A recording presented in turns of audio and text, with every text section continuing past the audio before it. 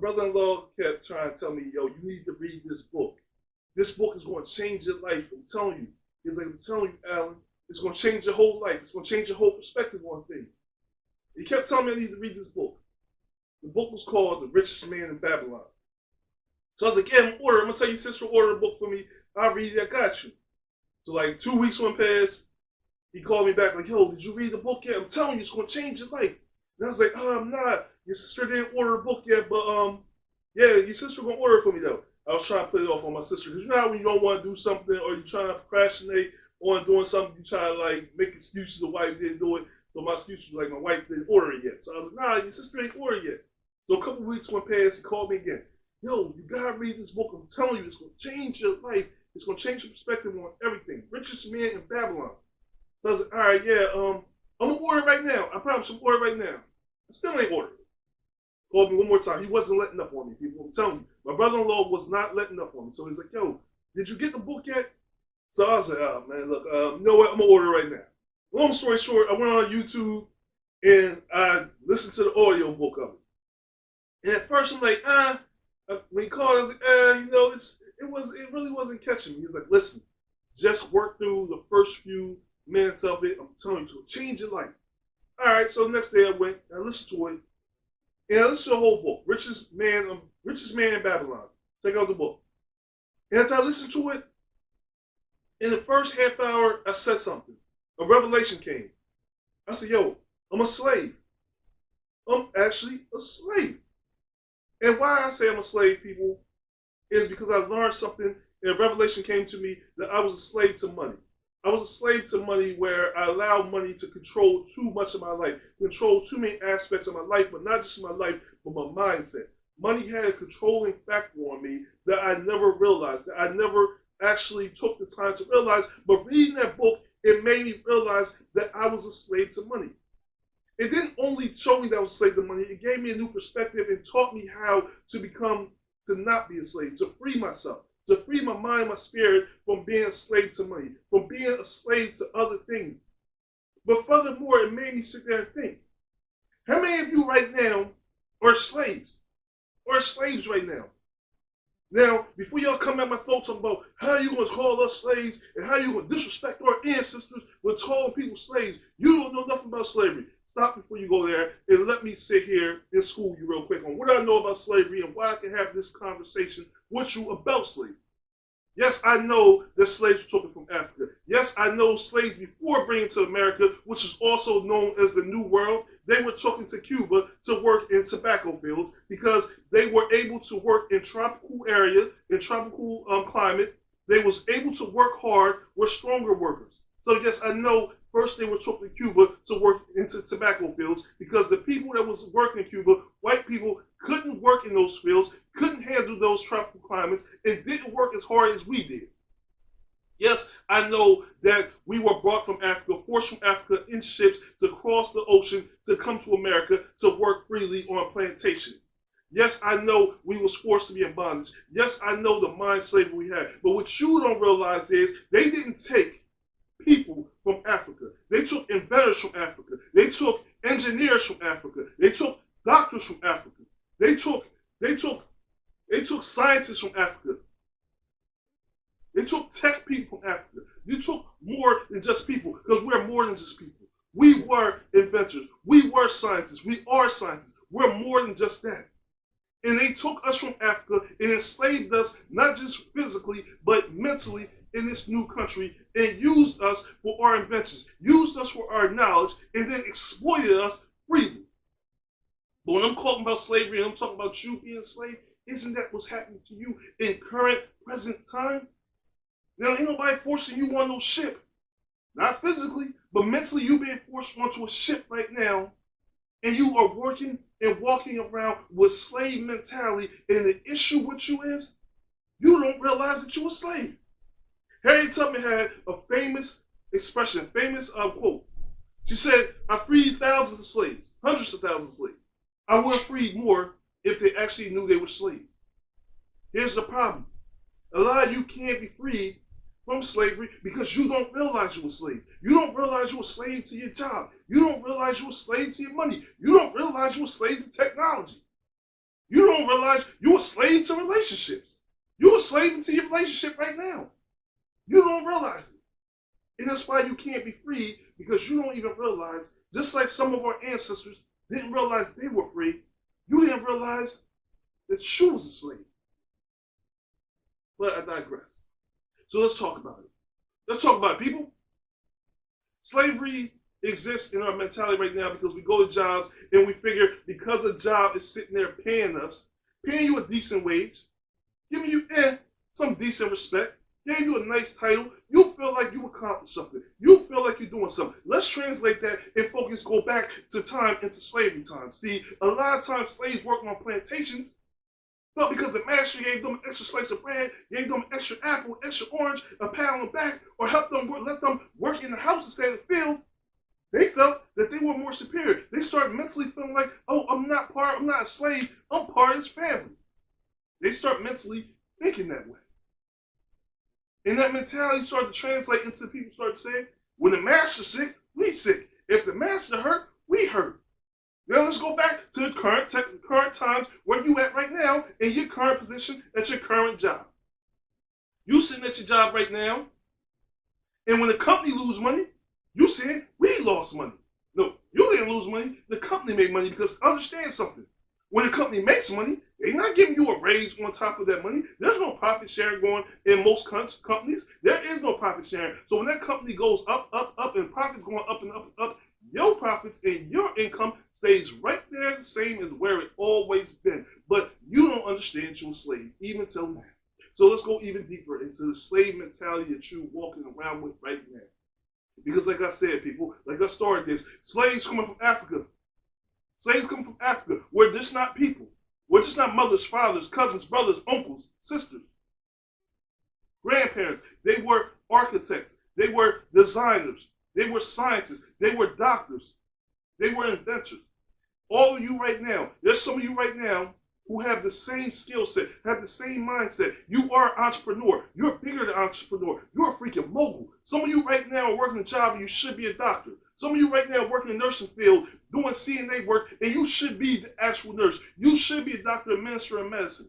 You know more than a doctor and nurse, minister of medicine, but you have the slave mentality to believe that you are in the position that you are in, and you are satisfied with that position because you're satisfied with whatever crumbs you're getting, and you don't desire. You desire more, but you're afraid to go after more because you're afraid of failure. And failure is a sense of slavery and keeping you in a slave mentality. So instead of finding failure or going outside your comfort zone, you'd rather stay in that slave mentality, stay in the same job, and mentally be a slave to your company. There's some of you right now. You're working a job right now, and y'all could be an entrepreneur. You could be owning your own t-shirt business. Hell, you can be owning your own tech business. But you're sitting in a job right now, and you make this job billions of dollars because you don't realize your own personal wealth. Warren Buffett said this. A person coming and get a master's degree, come to work for my company, don't realize I can pay them $100,000 a year, but they don't realize they're worth $100 million a year. That's the problem with many of us. We don't even understand our own self-value. We don't understand the price tag that we put on ourselves, that we allow others to put on us, is too damn low. And we operate under a slave mentality because we get into this, oh, this paycheck is there every single week. We become to expect this paycheck. We become to rely on this paycheck to the point that we're afraid to go out on our own. We're afraid to strike out. We're afraid to live without that paycheck because we understand that paycheck is consistent, it's reliable, it's coming. I know it's going to be able to pay my bills. I might not be able to travel. I may not be able to buy those new Louis Vuitton shoes. I may not be able to do all the things I want to do, but at least I know that that paycheck is coming every single month, every single week, every other 2 weeks. I know that paycheck's coming, and I know if I step out on my own, if I lose the slave mentality and go out on my own, what's going to happen is now I have to bet on myself. I have to rely on myself. I have to be able to create income for myself. Now, I can't do that because see, like black people, okay? Black people, We hear things like colored people time and that we're lazy and all that. You hear it all the time. Trust me, you heard it. At some point in your life, if you're a black person, you heard that you come in on colored people time, which means you're always coming late to a job interview or coming late to dinner or to a party. The expectations of colored people time is you always coming late. You always hear that black people are lazy. They come to work and they don't want to do nothing. They just sit around and they take long lunch breaks and they come back to work and they sit around talking. They probably work 2 hours out, 8-hour day. This is the stuff that's told to you, that you're lazy. But then you think back to slave times. We're going back in time, second people. We're going back to slave times. You telling us we was out and working, picking cotton fields, picking peaches off trees, maintaining these plantations in the hot sun, drinking a spoonful of water, back-breaking work from sun up to sundown, eating scraps. And you telling us that we lazy? We lazy? I just said it. They brought us over from Africa when the first slave plantations were in Cuba to work in tobacco fields because we were able to understand and support and be able to adapt to the Caribbean or the Caribbean climate. We was able to deal with it. We was able to work, and we had a strong work ethic. Because in Africa, we had to work to farm. We had to do agriculture. We had all types of things where we were self-reliant. So we had a strong work ethic. But mentally, you're told that you have a weak work ethic, and so you believe it. You start to believe that you're always late, you're lazy, because you hear it enough. And let's break it down. Going back into time, now we're going to fast forward to current time. Fast forward to current time where you're at now, and mentally where you're still enslaved. Mentally, you're told it's your job that you're lazy. You're told it's your job you're always talking for 2 hours. You always want to take a vacation. You're always trying to call out. And you taught this that you're lazy, that you only work 2 hours a day. So you start saying to yourself, if I open my own business, see, now I'm self-relying on me. I got to give it 150%. And if I'm not getting 157% of my job, I'm not going to be able to do it in my own business. So my business is more than likely to fail. Mentally, you're taught with a slave mentality to not bet on yourself, to not rely on yourself, that you will never be able to be successful owning your own business because you're barely successful at the job you are at right now. So what you should do is be happy that you got this job right now. Be comfortable that you got this job right now. Be thankful and grateful that I'm giving you scraps out of these millions that I'm making off you. Because I don't care what you're making, people. Come to me and tell me, yo, I'm making $100,000 a year, and I'm making $30,000 a year in bonuses, and I'm making $50 an hour, $80 an hour. It's a drop in the bucket into what you're making that company. Because what you gotta ask yourself, if they're going to pay you $50, $80 for all my people who's making that big bucks, for the people who are making $20, $10 an hour, if they're paying you that, then you gotta ask yourself one simple question: how much are they making an hour off of you? No, just let your mind, if you're not that good at math, if you're not that strong in math, just sit there and help somebody else. Let this marinate. How much money are they making off you an hour? How much? If you're only working 2 hours out of an 8-hour day, you telling me they paying you all this money for 8 hours for 2 hours work? Man, that company must be going under in next year or two. If that's how it's functioning, nah, you working a lot harder and a lot stronger than you are. If they think about when you buy clothes and stuff, because I think about this all the time. When you buy it on the black market or you go to the Steinmart or Macy's or JCPenney or Walmart or Target, ask yourself something. If Walmart is selling that shirt for $6, okay? Ask yourself, how much money is Walmart paying for that same t-shirt? They sell it to you for $6. How much are they paying for that same t-shirt? Because they have to make a profit. First, they have to pay to get it made or order from the distributor. They gotta get it to the location. Then they gotta pay a staff member to put it down, put it on the rack. Then they have to have a cashier ring you up on it. Then they gotta account for loss because people steal. So $6 shirt. How much are they paying for it? Walmart probably paying 60 cents for that shirt. They paying you $20 an hour, they probably making $20,000 an hour of you. What they paying you is a drop in the damn bucket, but you don't realize it yet. Because again, the slave mentality teaches you to be comfortable, to be grateful for what you have, and not what you deserve. Now, some of you out there, you shouldn't work for yourself. Some of you don't have the mindset to work for yourself. Some of you don't have the vision, the creativity, because you're so far gone that the creativity has been zapped out of your body. And you know what? Some people are meant to be workers. But for those who are out there right now who are being forced to be slaves, who are engineers, scientists, doctors, lawyers, who are meant to do more, musicians, actors, whatever you're meant to do, gamers, designers, tech people, you need to get out there and make the world better, to give yourself and your family a better opportunity to be great.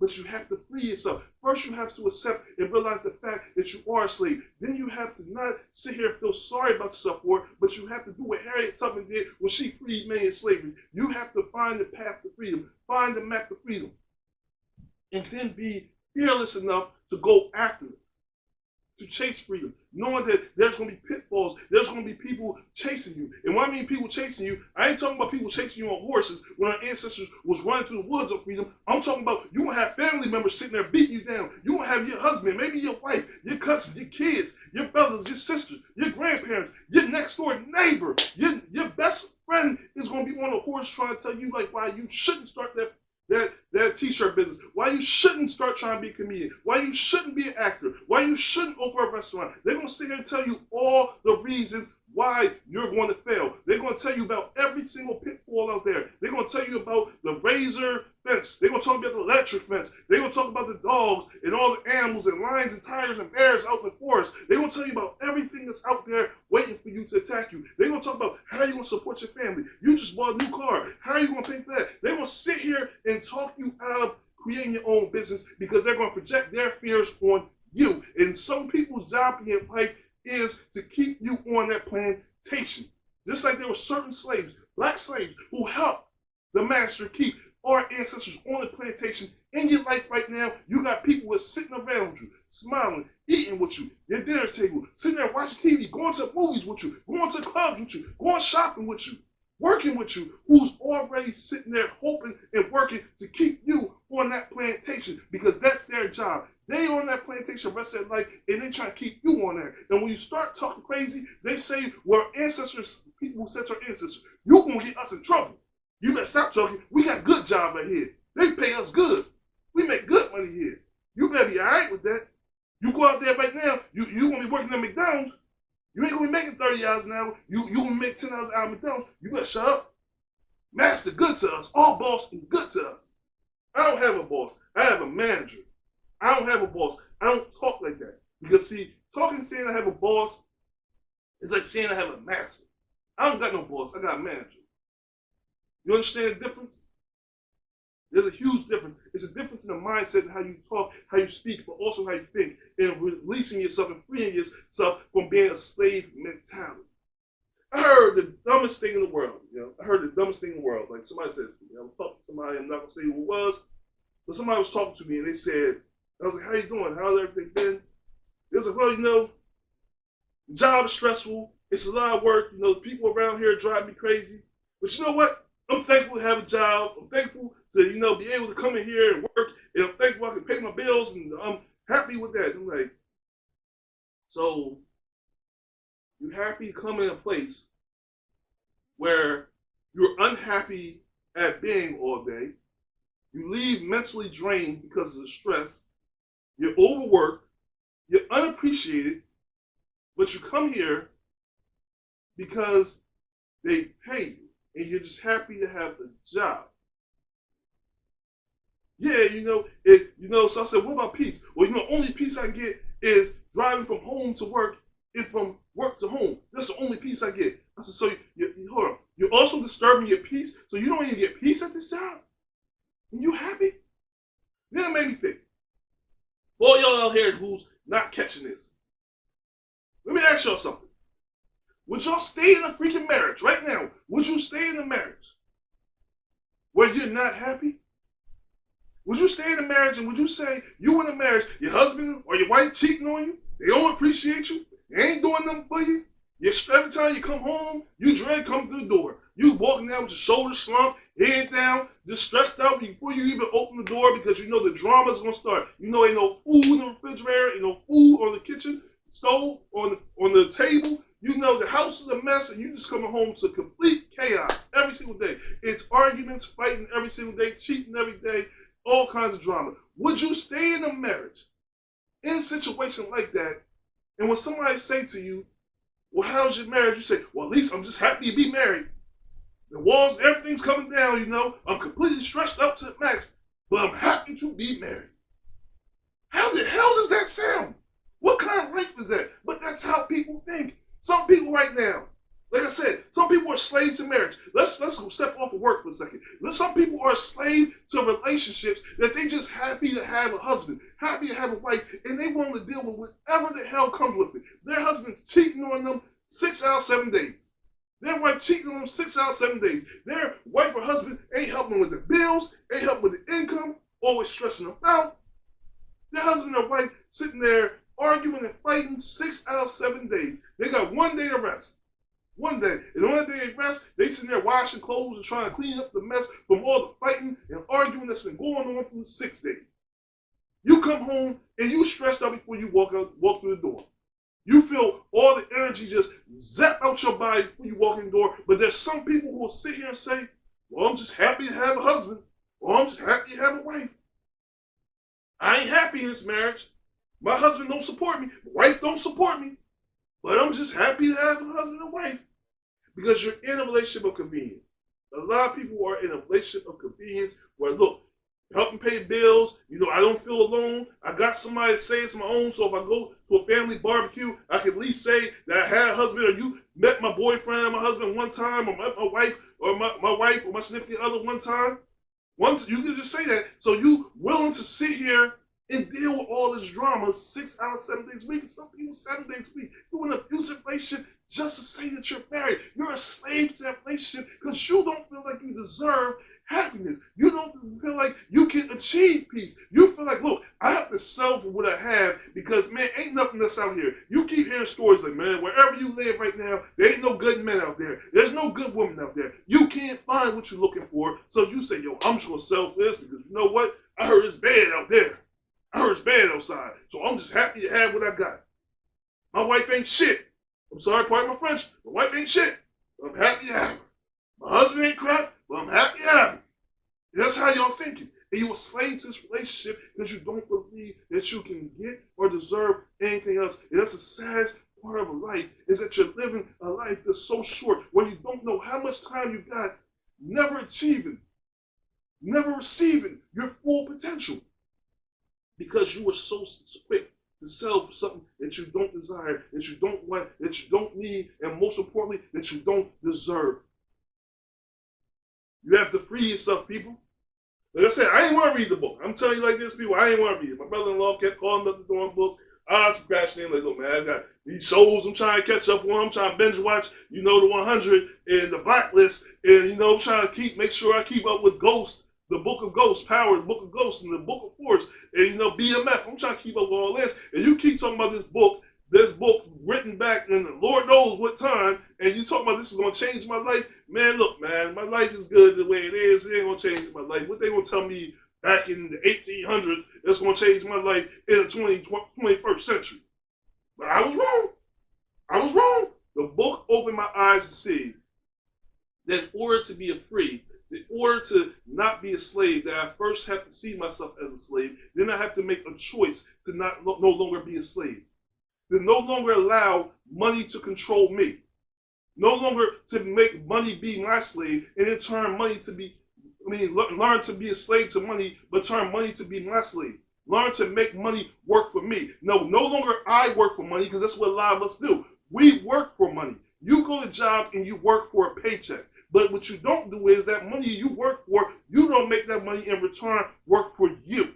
You go spend the money, like I do. We go spend the money and we go buy fancy clothes, fancy sneakers and all that, but we don't make the money work for us. And what I mean make the money work for us, investments, interest, learn about CDs and interest rates, learn about buying houses, learn about buying things that increase in value and not decrease in value. That's great you cop the new TV. That's great you just cop the new PlayStation 5. That's great you just cop a new Louis Vuitton pocketbook. But those things devalue. They decrease in value. They're not going to increase your worth. Learn to use the money and make that money work for you. Make that money generate wealth that goes beyond you, goes into your grandkids, your great-grandkids, their great-great-grandkids. Learn to make money work for you. Stop being a slave to money and make that money be a slave to you. Make that money get out here work for you. Stop chasing the bag and make the bag run after money and chase the money down and put it in the bag for you. Instead of chasing a relationship, being a slave to a relationship, make that relationship work for you. And what I mean by make that relationship work for you is make sure that partner you got, that husband, that wife you got, is sitting there supportive of you. It's not just saying, yo, you take 50% of bills, I take 50% of bills. No, you take 100% of bills, I'm going to take 100% of bills, and we're going to meet in the middle. You do 100% of the work around here, I'm going to do 100% of the work around here. We're going to work in the middle. Let's push each other. Let's inspire each other. Let's motivate each other. Let's become a team who's working on the same level. We ain't always going to think the same. We ain't always going to agree. We're going to have disagreements, but we're going to disagree respectfully. We're going to respect each other. If you have the desire to cheat and do whatever you want to do, then you go do that. Do that. I'm going to let you be free to be great, to cheat on whoever, to mess with whoever you want, and I'm going to go find somebody who's ready to settle down and be there to inspire me. That's going to motivate me. That's going to support me, and I'm going to do the same for them. You have to learn to make the relationship work for you. You got to learn from our ancestors. Yes, they were slaves. They were slaves at one time. They were also scientists, and you are a scientist. You're a designer. You are a remarkable person with inspiration, with value that go beyond what someone has set for you. But you have to see the value in yourself. You have to see yourself as more than just a new slave, and as a newly free person, a human person with unlimited opportunities, unlimited potential, and who can accomplish anything your heart desires. Eliminate yourself of the gates and the slave masters, but also the people who are around you who are trying to keep you in a slave mentality on that individual plantation that you're living into right now. Read the book, Richest Man Babylon. Open your mind, open your spirit, open your soul to the power that lives inside you. No longer eat the pill. Don't take the pill and believe what they're telling you. I'm Alan the Great. I want to thank you for joining me for another episode of Past the Present Podcast. Remember to like, comment, subscribe to my channel. Comment on here. Share us with many people as you can. Free yourself. You're no longer a slave as of today. Until next time I see you, people, I only got a few things left to say to you. Stay woke. Stay focused. Most importantly, stay tuned, people. Peace.